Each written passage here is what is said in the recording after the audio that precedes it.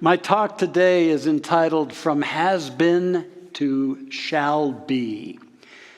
Life is ever changing, evolving, growing, and this is natural. It's the way of things, and we are best advised to be in the flow of that. But it is kind of interesting to look back and think about how things were at particular times and how they've evolved to now. I've thought about the 50s, 60s, 70s and how things were then, how they've changed now. Back then, it was all about long hair. And for many now, it's longing for hair. Back then, it was about keg. Now for some, it's about EKG instead of that. For some back then, it was about acid rock. Too often now, it's about acid reflux. You know, back then, it was often about the Rolling Stones. And for some, sadly enough, it's about kidney stones. Now, back then, a common phrase was whatever. And now it's often depends. So, you know, things do change and evolve. And so whenever we cling too fiercely to yesterday, we set up struggle and pain for today, and we block the possibilities that are available for our tomorrows. So I want initially to ask you, what is your relationship to your yesterdays? Is it evolving or is it stagnant? Is it productive or is it constrictive? Now, it's wonderful to look into our past and cherish memories. That's a beautiful thing. Even more powerful is to look into our past and learn from it and allow it to evolve us. But we don't want to hang out too long in that territory because life is calling us to our creative possibilities in the now. The power in your life and mine is in the now. The now. Now, I want to share a couple of traps that we can fall into in terms of our relationship with the past. Traps of the past. The first one is what I call pine-overs. Pine-overs. And this is pining for a past that is over. It's over. Now, we all know people who, on various and almost any occasion, or when asked how they are, will revert back into their past. And I guess that's okay. But we're apt to hear things like, oh, it was so wonderful, it was so beautiful. Oh, for the good old days. Have you ever heard that? Well, here's the truth about that. The good old days weren't all that good. They weren't all that good. Whatever the good old days ever were, they had their own problems, their own challenges. And they also had their own opportunities and their own beauties. And my sense is that the very people who are pining over the good old days, when they were in those good old days, were wishing for days before that, for former days. Because that's a tendency I invite us to look at, the tendency to romanticize the past and villainize the present, or to condemn the present. And you know, it concerned me a little that we fell into that last year. How many times did we see on social media, or maybe even speak ourselves, how terrible 2020 was? It's like we trashed it continually. And New Year's comes along and we celebrate. Thank God that year is over. But you know, if you're a student of this teaching, what you know is that how you are, what you create yourself to be in relationship to what's going on, has everything to do with what that does for you and how much of a benefit or a detraction you are to what's going on. It was a difficult year, to be sure. And yet to make it wrong can shut us down. We and many of us exercise the capacity to wrap our arms around those who were afflicted, those who experienced loss of family, jobs, whatever the case. And we also have the opportunity to look at what is here for us. What's the gift here? How can we use this well? How can we use this well? Rather than trashing what was. It's an interesting phenomenon to default consistently to complaint. Because that's, in a way, agreeing with, if your lifestyle is constant complaint, it's agreeing with a low-level misery. It's just settling for a low-level misery in life and holding on to an idealized, glamorized sense of the past. And thus what that does is it ceases to make us powerful in the moment. And it allows us to avoid being a beneficial presence in the now.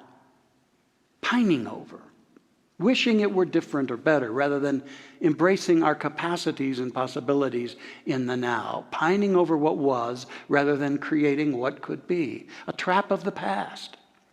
The second trap, the other trap, after pine-overs is do-overs. And that is consistently wishing we could go back and do it differently. Do it differently.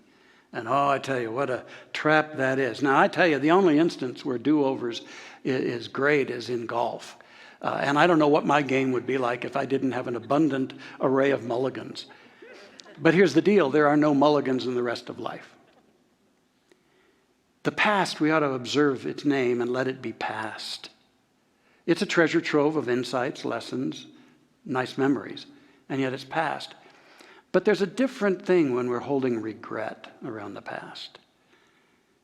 It's been said that regret is like chains of the past holding us down. And I know those who are so caught up in regret that they're paralyzed and they cripple their capacities now and their future opportunities. Wonderful minister Fulton Ausler, he said, we crucify ourselves between two thieves, regret for yesterday and fear of tomorrow. Now, dear ones, if you find yourself in a constant state of regret, understand this, that this is just a bad habit. And it's a bad habit of beating yourself up. But maybe people beat themselves up as a way to not have to take the risks to make change in their life. To take what they needed to learn through what they had experienced for themselves in the past and integrating it so that they show up differently and thus they can stretch outside comfort zones and create something new, bold, bigger, maybe even God-ordained within them. And so regret is a simple way to not have to do any of that. And so I just beat myself up and hang out in that sad space. Understand this, though, that life is now. Life is a now happening. And no matter what, you can't get around this. In this now moment, you are creating your tomorrow. You can't stop that. You can't choose not to. And if you're not doing that consciously and dynamically and with purpose and vision, then you're simply, in your regret or you're pining over the past, you're simply moving energies and frequencies of the past into play in the present and then in the future. And we wonder why we get so dissatisfied and frustrated that life doesn't grow and evolve. Maybe we need to make a pact that we're going to transform our relationship with the past and open up to new power. And that's what I want to move us into now. Instead of pining over and doing overs, there's a way to bring power to today and tomorrow. And the first one of those is give-overs. Yeah, no more pining over, no more do-overs, but give-overs. There comes a time when we realize we have the opportunity to say yes to the evolutionary impulse of our being. No person is a static, finished being. You are an evolving being. And so this is saying yes to the shall be within you. The acorn shall be the oak tree. The bulb shall be the tulip or the iris or the crocus.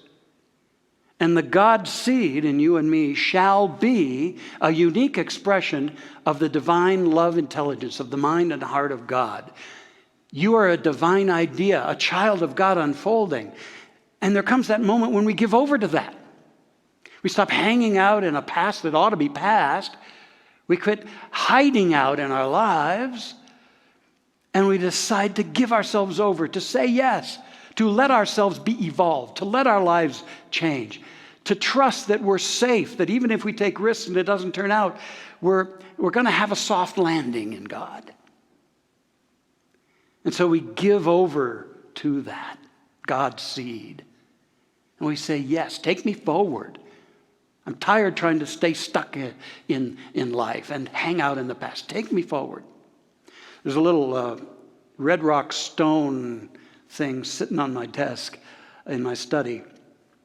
And it's inscribed with the words, take a deep breath of possibility. Right now, I invite you to do that right now. Take a deep breath and sense that you're taking a deep breath of possibility. Possibility that is woven into the fabric of who you are.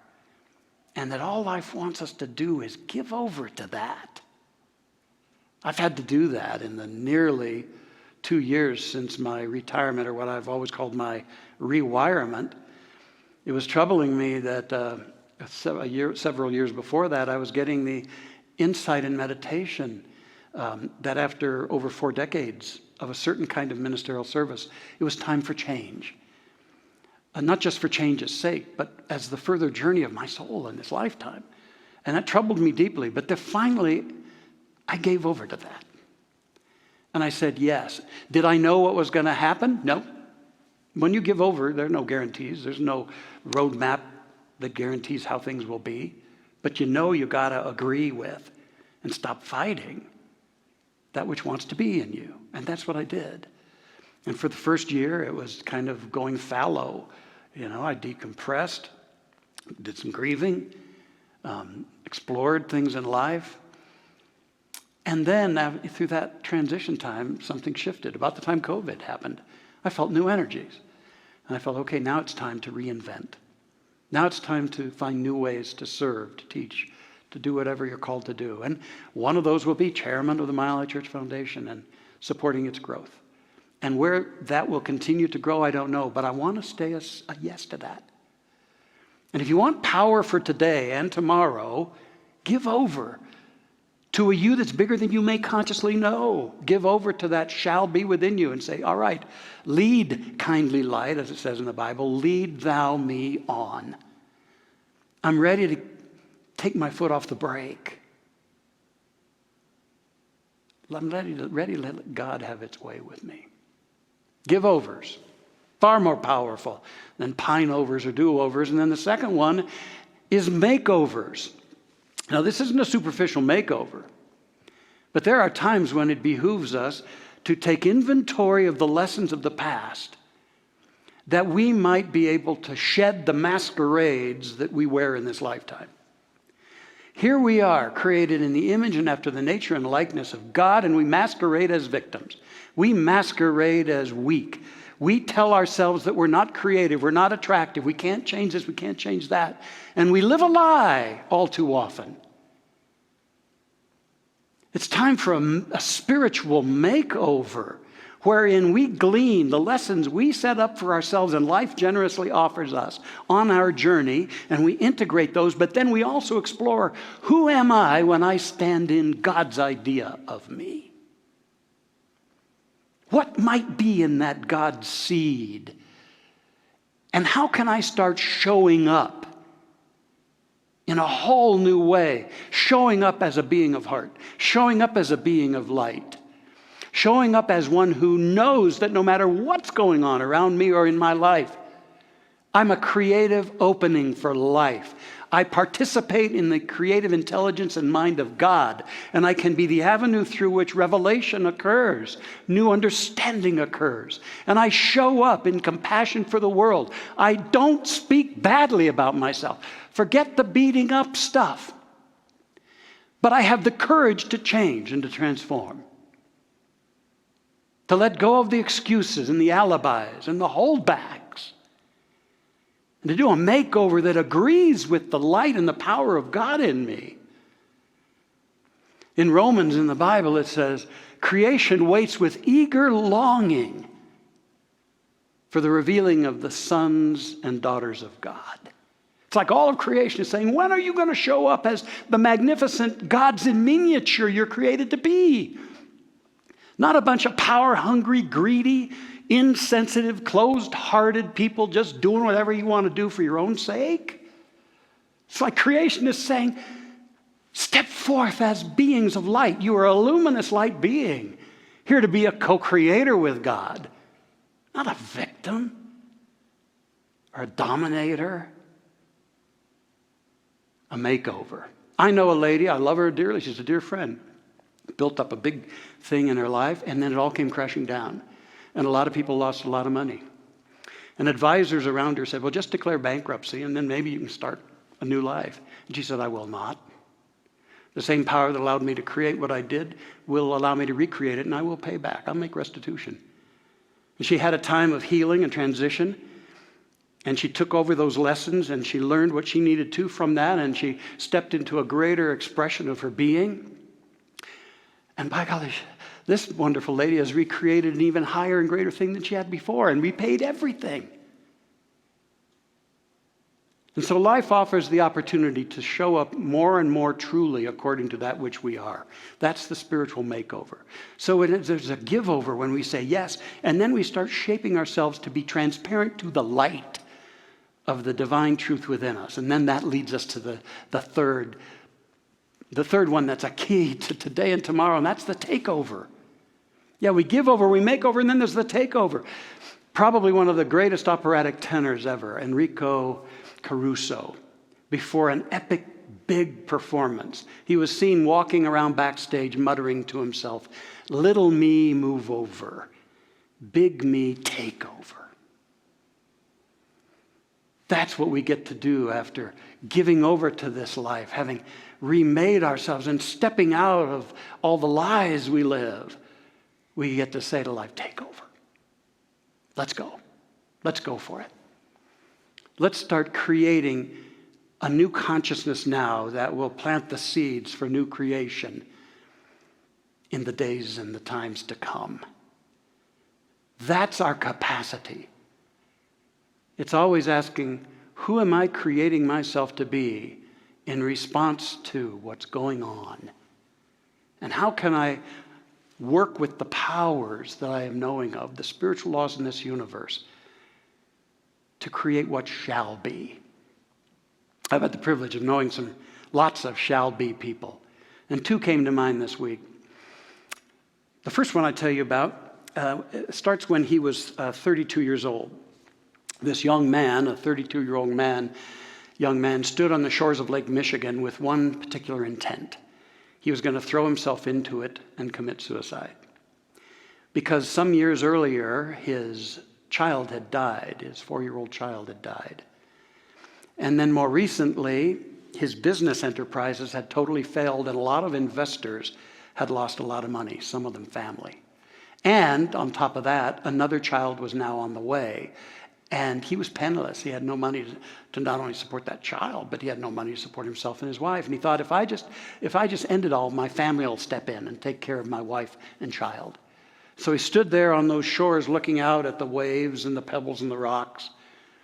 And his mind kind of calmed. And then there was something that happened. And I believe that something can happen to any one of us when we're really ready. He had a transformational shift, a spiritual breakthrough. And a voice within him said, your life does not belong to you. Your life belongs to the universe. By the way, that voice is telling the same to each of us. Your life doesn't belong to you. Your life belongs to the universe. And as he had that stunning realization, a whole higher order of thought began to flood into his consciousness.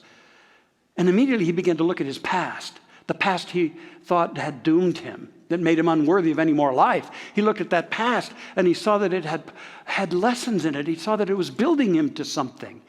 And he saw that there was a power, a higher power, always supporting him at every point in that journey. And as he got that realization, he made a covenant with himself and with this universal higher power. And the covenant was that he would, from that day on, endeavor to think for himself. Not just accept the broadcast of all the nonsense that's out there on the airwaves, but he would think for himself. And the second was that he would dedicate the rest of his life to dealing with the troubles that challenged the whole of humanity. And so he went forth. And he had such a shift that he opened up the genius capacity within himself. And over the next 56 years of his life, he would become known as a Renaissance man. So many inventions and such brilliance would pour out of this man who thought the best thing to do would be just to end it because of his past. And who am I speaking of? I'm speaking of Buckminster Fuller, affectionately known as Bucky Fuller, the great mathematician, cosmologist, inventor, architect, engineer, poet. An amazing man. Let me tell you that he received in his lifetime 25 U.S. patents, wrote 28 books. He envisioned the geodesic dome and many other breakthroughs. He was awarded honorary doctorates from 47 universities, along with scores of other awards. Einstein once said to him, "Young man, you amaze me." A Renaissance man, from almost demise to brilliance. You know, when I was an associate minister here at Mile High Church, with the blessings of Dr. Fred Vogt, the senior minister at that time, I created something called Dimensions of Mind Symposium. And they were annual one-day events. We did 8 of them, and we would bring in anywhere from 4 to 6 luminary speakers. I mean, the top of the tops, people, leading-edge social scientists, spiritual geniuses. The list of people we brought in is amazing. In our second Dimensions of Mind in 1980, we brought Bucky Fuller here. And I got to tell you, what a man. What a combination. He did a tremendous hour-long presentation. I even understood a part of it. He's such a brilliant genius.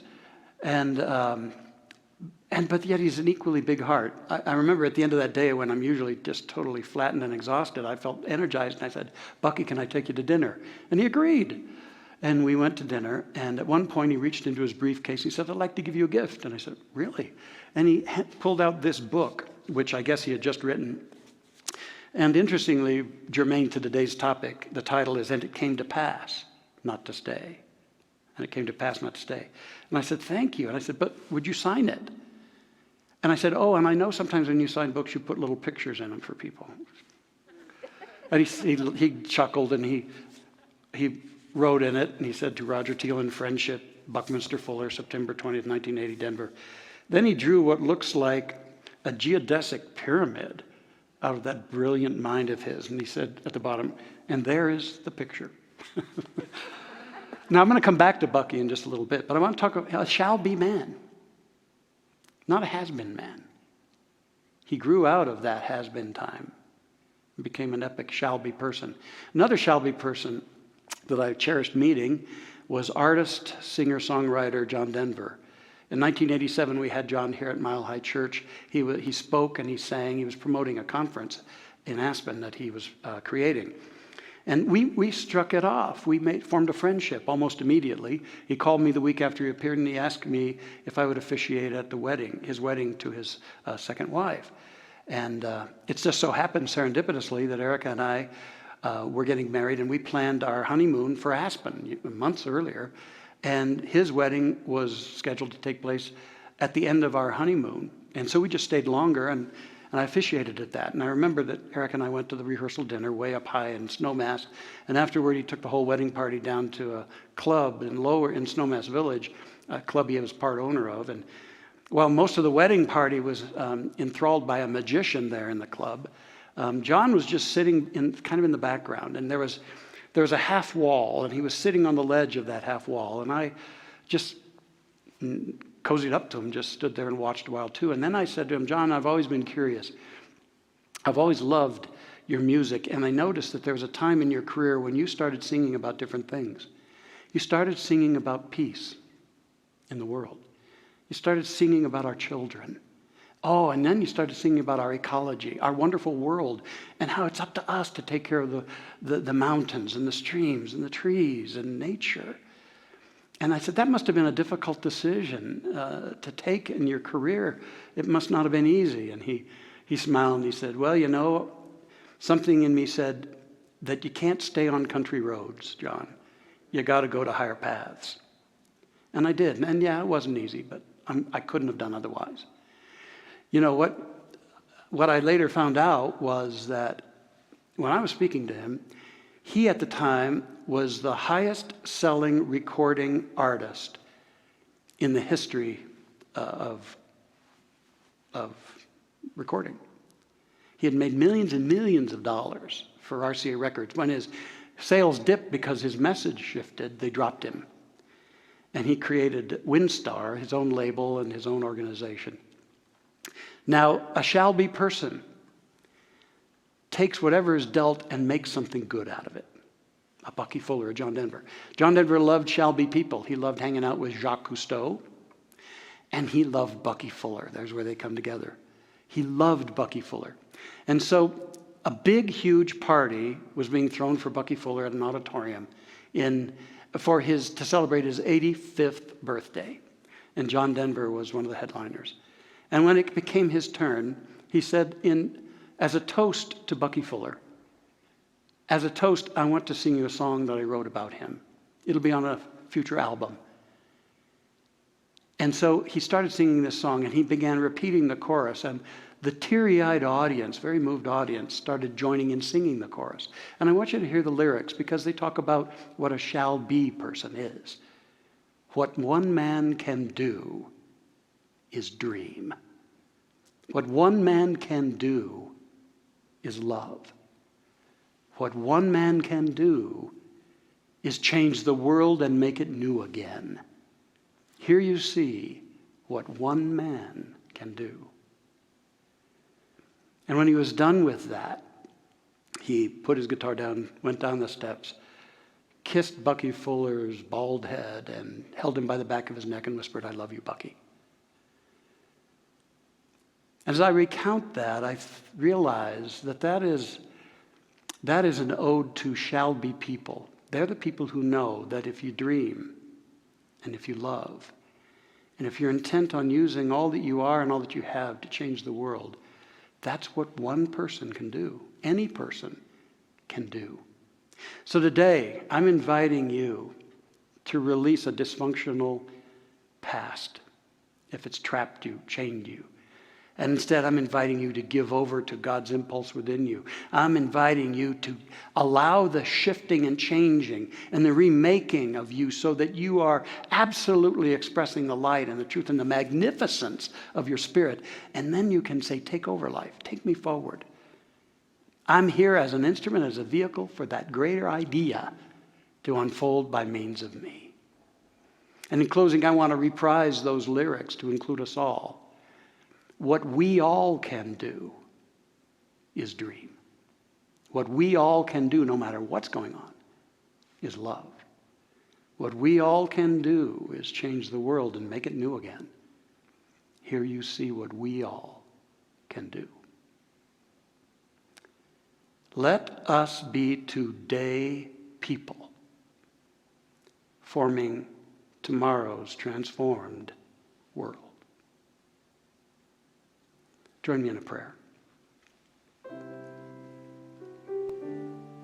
O infinite Spirit of divine life, thank you for the inner nudge that we all need, reminding us, I created you to shine.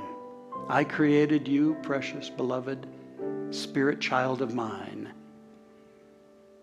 to partner with me in massive, beautiful, perfect new creations. I created you as a dynamic now being, learning from, then releasing the past and forming a glorious future. So give over to this. Trust. Trust the integrity and the possibilities of your being. Let go of the masquerades of lesser human thought.